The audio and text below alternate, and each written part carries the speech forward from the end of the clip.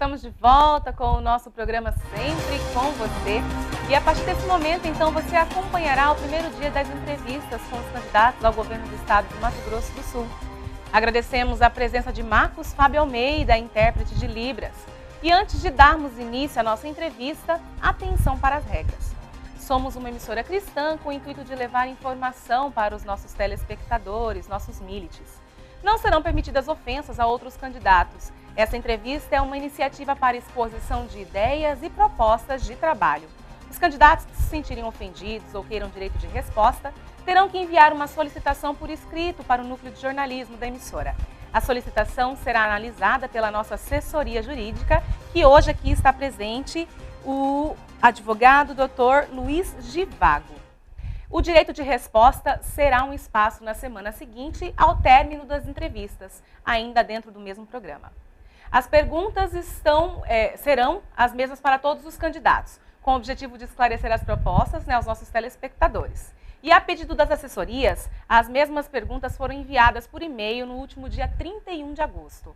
O candidato terá 25 minutos contados no relógio para responder às questões levantadas por mim, contando com as considerações finais. E hoje quem está aqui conosco é o candidato pela coligação O Movimento é por Mudança, Marcelo Bluma. Marcelo Bluma é cristão, nasceu em Corumbá, reside em Campo Grande desde 1978. É engenheiro civil formado pela Universidade Federal do Mato Grosso do Sul, também formado em Direito pela Faculdade Estácio de Sá.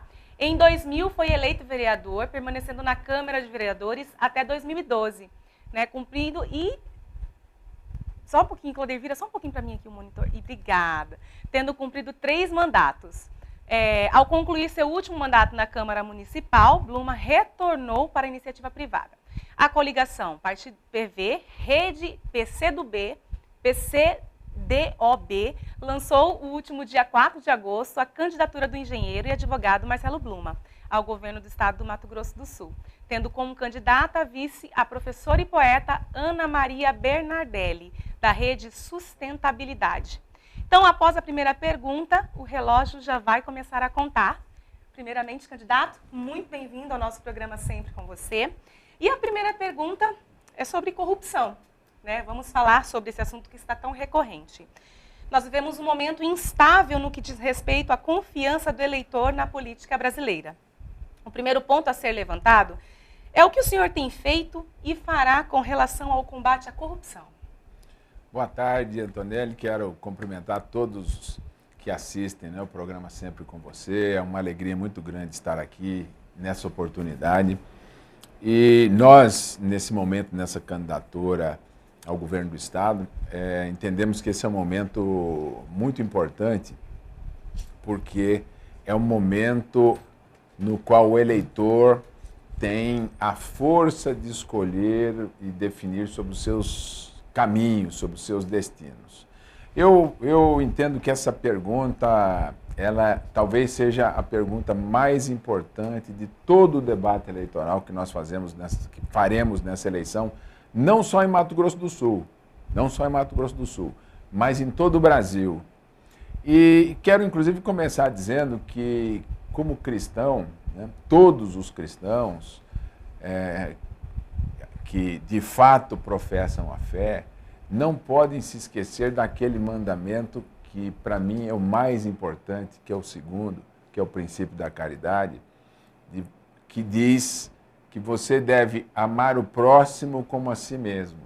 Se todos nós nos pautarmos por esse postulado, nós nem precisaríamos dos demais mandamentos, porque se você tem preocupação com o próximo, se você ama o seu próximo, é evidente que você não vai roubar o seu próximo, você não vai traí-lo, você não vai prejudicá-lo. E penso que quando nós falamos hoje, os cristãos, quando nós falamos em combater a corrupção, é muito importante que a gente traga isso para muito próximo da nossa fé e faça essa tradução do que significa corrupção na política. A corrupção na política significa o desvio daquele dinheiro que é de toda a sociedade porque todos nós pagamos impostos todos os dias. Nesse momento, você que me assiste, nós aqui estamos pagando imposto, porque nós estamos com luz acesa, por exemplo, e nós pagamos 17% de ICMS disso. Então, veja, no momento, Antonelli, que todos fazem um esforço muito grande no Brasil para pagar cerca de 40% do que ganha todos os meses para o imposto, como imposto, permitir que esse dinheiro não seja utilizado para melhorar a nossa vida é algo terrível que nós não podemos permitir. E aí, novamente, eu quero dizer que o cristão, quando vê injustiça e se omite, ele está pecando. Ele está pecando. Por isso que eu tenho dito que, nessa realidade atual, aqueles que defendem voto em branco, aqueles que defendem voto nulo, virar as costas para isso, não estão tendo uma prática cristã. O cristão, quando vê uma injustiça, tem que se posicionar, tem que se manifestar. E frente a esse estado de corrupção generalizada na política, nós precisamos levantar a nossa voz. Essa é a minha maior motivação nessa eleição. E aí nós não temos, evidentemente, nada contra as pessoas, mas politicamente nós não podemos permitir que grupos que estão aí, que declaradamente não têm honestidade, seriedade com o dinheiro público, continuem no governo, continuem nos representando. Eu penso que para enfrentar a corrupção, primeiro, nós precisamos mudar esse sistema político que está aí, exigir que os partidos políticos se unam em torno de propostas e programas e não dessa troca de favores que a gente vê na imprensa. Nós vamos apoiar o candidato A porque vai me dar cargo, porque vai me dar secretaria, porque me deu dinheiro. A política no Brasil não suporta mais isso. É hora de retomar isso. Nós precisamos fazer política em cima de propostas, de programas, de melhorias da qualidade de vida da população. Então, primeiro, nós precisamos enfrentar esse problema. E depois, nós precisamos investir na transparência. O maior desinfetante que existe no planeta chama-se luz do sol. Luz do sol. As coisas precisam ser transparentes. O uso do nosso dinheiro, do dinheiro do imposto, que é nosso, e eu gosto de dizer, alguns não gostam de ouvir quando eu digo isso, mas eu gosto de dizer que o prefeito é nosso funcionário, o governador é o nosso funcionário, o presidente da República é nosso funcionário, os vereadores, os deputados, eles não são donos do dinheiro. Pelo contrário, eu, você, nós pagamos um salário altíssimo com várias regalias para que essas pessoas administrem com responsabilidade, honestidade e eficiência o nosso dinheiro. E não podemos admitir, em hipótese alguma, que esses nossos funcionários nos passem a perna descaradamente. Então, eu quero ser governador para mudar esse sistema político do toma lá da cá para um sistema político onde a gente conquiste apoios com ideias e com propostas. E quero investir pesado na transparência e hoje nós temos tecnologia para fazer isso. Anos atrás não tínhamos, mas hoje nós temos e eu penso que o servidor público, aquele que foi escolhido para administrar o nosso dinheiro, tem que ter esse compromisso, viu, Antonelli? Com transparência e com lisura e honestidade. Candidato, quero só lembrar o senhor que nós temos 25 minutos, agora 18 minutos e 32 segundos, várias perguntas. Sim. O senhor vai usar o tempo como o senhor quiser, tá bom? Tá legal. Vamos fazer a pergunta, então, agora sobre segurança. Segundo dados da Sejusp, Secretaria de Estado de Justiça e Segurança Pública, apontam redução na criminalidade em Campo Grande e interior de Mato Grosso do Sul. Isso inclui roubos, tráfico de drogas e homicídios. Porém, o nosso estado ainda há muito a ser feito com relação às fronteiras secas com os outros países, por exemplo, em que há um extermínio contínuo de pessoas. No dia 24 de agosto, a Operação Cronos, deflagrada em todo o Brasil, prendeu em Mato Grosso do Sul 119 pessoas e apreendeu 3 adolescentes. Eu quero saber o seguinte, se o senhor acredita que esses dados estão corretos, né, qual a sua proposta com relação à redução da violência nesses lugares e levando-se em conta também a questão do tráfico de armas em nosso estado? Eu não sinto na prática, no dia a dia, essa melhora na segurança. Ao contrário, eu tenho 2 filhos jovens e os relatos que eu recebo na minha casa e também no meu escritório é que hoje um jovem caminhando para o ponto de ônibus, ele corre um risco muito grande de ser abordado por assaltantes e perder principalmente o celular, né? Quando nós vamos numa DEPAC, que é uma delegacia de pronto atendimento comunitário, registrar um boletim de ocorrência, hoje, muitas vezes, demora mais que 2 horas para o cidadão ter o seu boletim de ocorrência registrado. Ou seja, o sentimento de fragilidade que o cidadão sente, eu tive minha casa arrombada e demorei uns 4 anos para superar, porque é uma sensação de extrema impotência. Felizmente eu não estava na casa, imagino que aqueles que tiveram um problema estando na casa é muito pior, mas eu vivi essa situação e penso que o Estado tem que estar presente, próximo, para dar o suporte para o cidadão. Eu, no governo, vou investir em tecnologia. Hoje, nós precisamos acompanhar aquilo que vem sendo produzido no mundo inteiro. Precisamos investir na inteligência. A segurança pública se faz com inteligência, investigando e descobrindo aonde o crime está trabalhando, né, e agindo de forma integrada.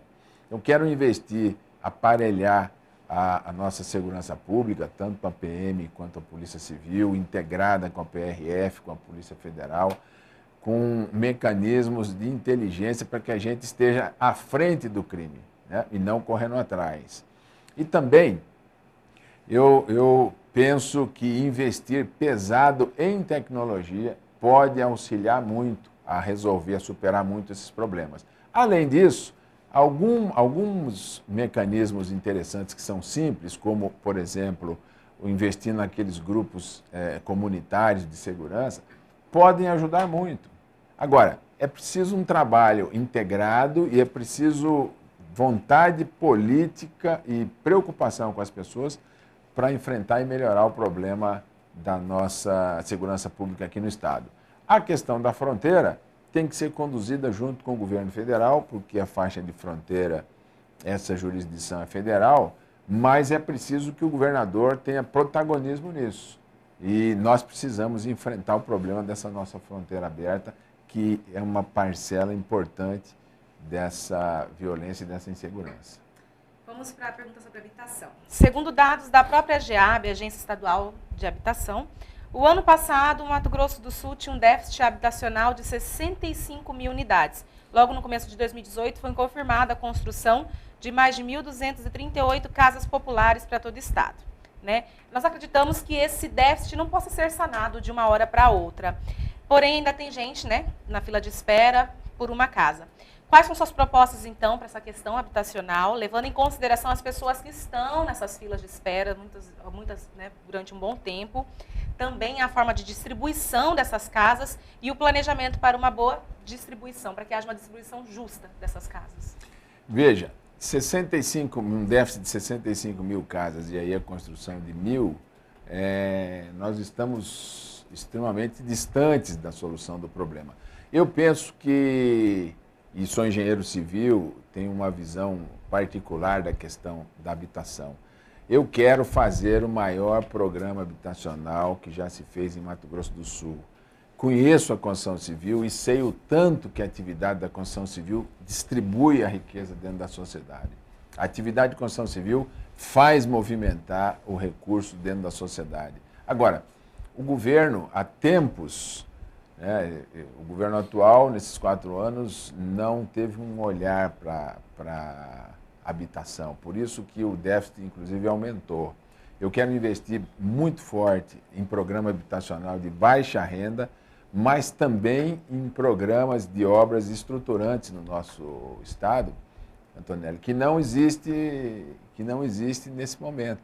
Por quê? Porque a construção civil pode movimentar muito a economia do Estado. Então, nós assistimos a incentivos fiscais para grandes grupos, por exemplo, como esse da JBS, né, que acabou não pagando 1 bilhão de imposto aqui no nosso Estado, quando nós poderíamos dar um incentivo para o comércio na construção civil, para a atividade de construção de casas, né, e de programas habitacionais. Quer dizer, se eu vou dar incentivo fiscal para uma empresa, eu vejo, por exemplo, a Kepler Weber, né, veio aqui, conseguiu um incentivo fiscal e parou as atividades. Omex. Nós precisamos cuidar do micro, do pequeno e do médio. E isso na construção civil tem potencial para dar um resultado incrível para o nosso povo e ajudar a diminuir esse déficit, né? Que é impensável você imaginar que nós precisamos colocar 60 mil habitações, significa 60 mil famílias. Se você pensar aí 3, 4 famílias, pessoas por família, nós estamos falando de 200 mil pessoas. Então, é preciso enfrentar o problema habitacional e eu quero fazer um grande programa habitacional em Mato Grosso do Sul. Vamos falar sobre arrecadação, então. No portal da Transparência, no site do Governo do Estado, na aba Receitas, é possível encontrar arrecadações em nível de categoria econômica, dos tributos estaduais e demais receitas realizadas pelo Tesouro Estadual, recursos com os quais o Estado, através dos seus órgãos e entidades, realiza ações e serviços públicos, investimentos e o custeio da máquina pública, né, como está a explicação no próprio site. Até esse mês de agosto, mês passado, a arrecadação ainda não havia sido fechada, levando em conta que ainda temos aí 4 meses pela frente para terminarmos o ano. A pergunta é, né, o que o senhor pretende fazer para o aumento da receita do Estado sem que o contribuinte seja o maior afetado? E o direcionamento dessa verba, qual que é a sua prioridade? Essa também é uma boa pergunta. O contribuinte não aguenta mais pagar imposto. Eu atuo na iniciativa privada e quando eu escuto essa pequena frase, aumento de imposto, chega a pipocar o corpo inteiro, né? Ninguém aguenta mais. Nós pagamos 40% daquilo que a gente ganha todo mês. O cidadão que ganha um salário, o cidadão que ganha R$1.000, para arredondar a conta, todo mês ele deixa de consumir R$400 que ele poderia estar comprando uma camisa, estar comprando, viajando, estar saindo, né, para ir com a família num restaurante, enfim. Ele poderia usar esse dinheiro para ter uma qualidade de vida melhor. Ele passa esse dinheiro para o cofre público. Então, nós estamos pagando, dando a nossa contribuição, de forma muito dura. Você que está aí com seu IPTU pago, com a taxa de lixo que criaram esse ano ainda, paga, né? O IPVA do seu carro, o ISS, todos nós que estamos pagando esse imposto, nós não aguentamos mais. Então não dá para imaginar aumento de receita, aumentando carga tributária. Eu penso em otimizar, na verdade, as ações do governo, né? O que é que eu faço na minha casa quando o dinheiro aperta? Na minha casa, quando o dinheiro está curto, eu tenho 2 filhos, eu falo, moçada, tem que apagar a luz da sala quando sair aí, né? Encurta um pouquinho lá o banho para a nossa conta de água diminuir. Aquele festival de pizza que a gente faz no domingo, em vez de 4, nós vamos pedir só 3.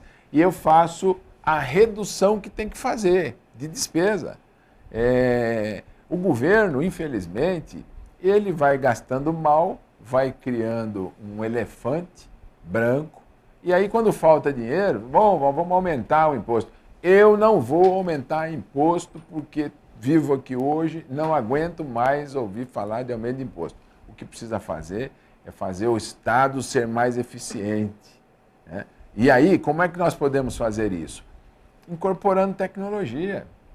Vou dar um exemplo para vocês, de sucesso aqui de Mato Grosso do Sul. O Tribunal de Justiça de Mato Grosso do Sul foi um dos pioneiros no processo digital, né? Alguns criticavam no início, dava problema. Hoje, o processo digital é um sucesso e vejo que se economiza, Antonelli. No passado, o advogado tinha que chegar lá com o processo digitado, né? Para protocolar, alguém precisava receber isso no protocolo, precisava encadernar, precisava levar para um outro setor, que ia distribuir, que depois ia mandar lá para o gabinete do juiz. Hoje, ficou melhor para o advogado, porque ele peticiona muitas vezes do quarto dele, lá no notebook. Eu sou engenheiro antigo e advogado novo, não peguei o processo manual e adoro o digital, porque às vezes eu chego em casa de noite lá no meu quarto, minha mulher fala: o que é que você está fazendo? Fala: estou olhando no Facebook, mas não é só para não falar que estou levando serviço para casa, né? A mulher briga comigo, mas estou lá peticionando. Opa, é sensacional. A economia para o TJ foi grande e para os advogados também, porque você vai pegar seu carro, vai para o fórum, não tem onde estacionar. Então, o governo estadual, no Poder Executivo, nós precisamos pensar isso. Nós temos tecnologia hoje para o sujeito fazer um boletim de ocorrência online. Qual que é o problema? Qual que é o problema? Tem plataforma para isso, né? Agora, precisa investir nisso. Marcar consulta. Qual que é a dificuldade de fazer uma consulta numa plataforma?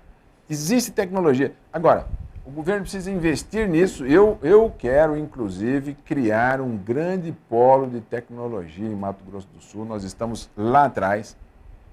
O agronegócio é um sucesso. Eu adoro o agronegócio. O agronegócio incorporou tecnologia, faz rastreamento de boi, né? Faz plantio direto. Mas nós precisamos investir em tecnologias, em plataformas, para as outras atividades. E aí, acho que com isso nós vamos conseguir ter uma economia muito grande nas despesas do Estado. Ao invés de aumentar a receita, vamos otimizar a atividade do governo. Vamos falar de um assunto, agora falar dos indígenas. Nós temos 5 minutos e 57 segundos. Lembrando que os 2 últimos minutos podem ser considerações finais. Mato Grosso do Sul é o segundo estado em população indígena no Brasil. Apenas nos limites de Dourados estão mais de 15 mil índios, cerca de 18% da população indígena do estado. Essa população é uma grande preocupação com a violência. Segundo o CIMI, Conselho Indigenista Missionário da Igreja Católica, com dados do ano passado, mostra que a mortalidade infantil entre os indígenas no estado é 2 vezes maior que a média nacional. Tem a disputa por terras, mas também o alcoolismo e as drogas. Qual a sua posição diante disso e como amenizar as situações também das lutas armadas em nosso estado, entre índios e fazendeiros? O que eu vejo acontecer com a população indígena é algo que também, volto lá, né, no segundo mandamento, é algo que a gente não pode virar as costas.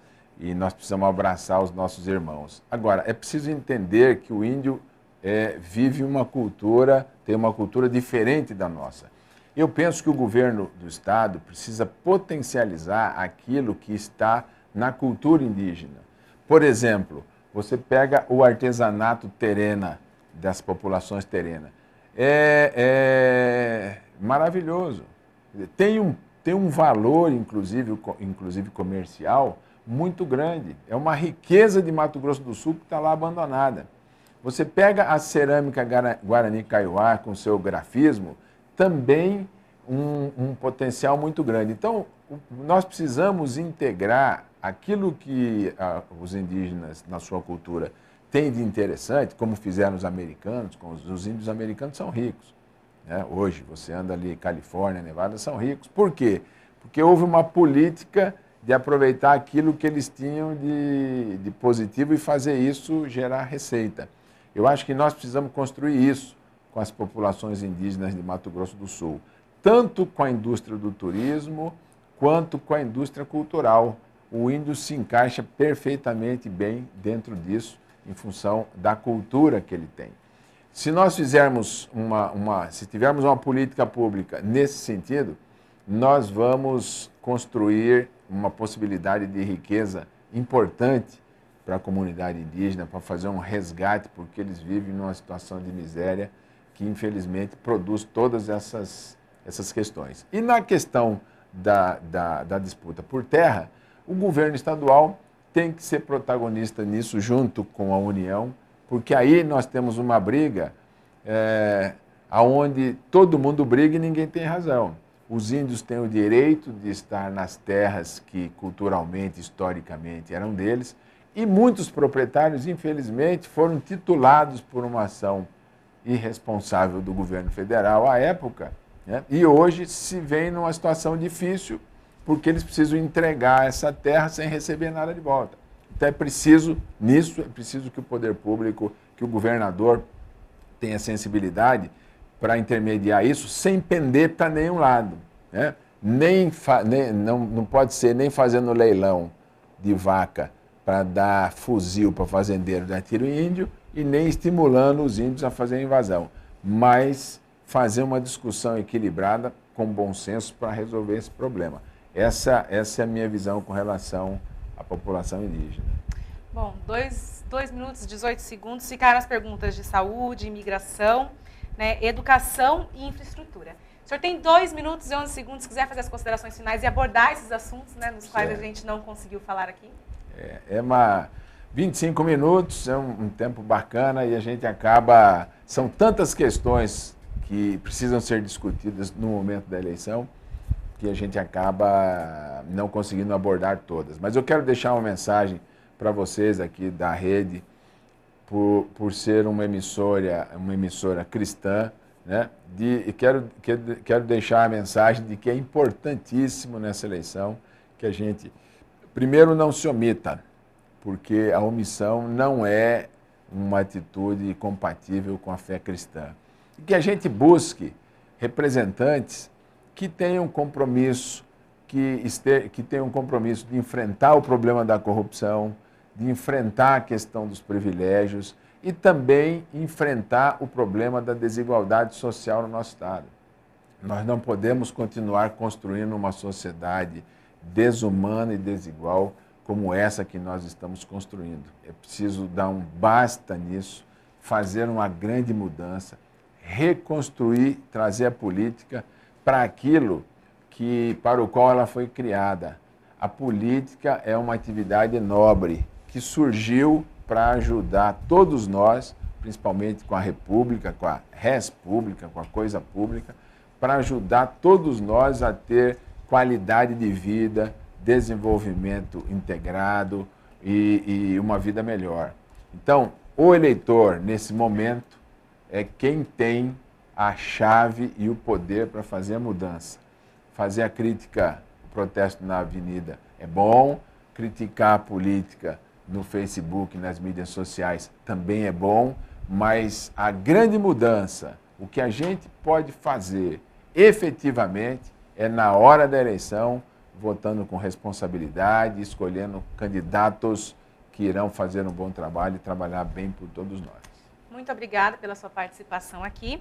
Nós recebemos hoje, então, o candidato da coligação Movimento é por Mudança, Marcelo Bluma. Você não sai daí não, que daqui a pouquinho a gente volta com as notícias de hoje.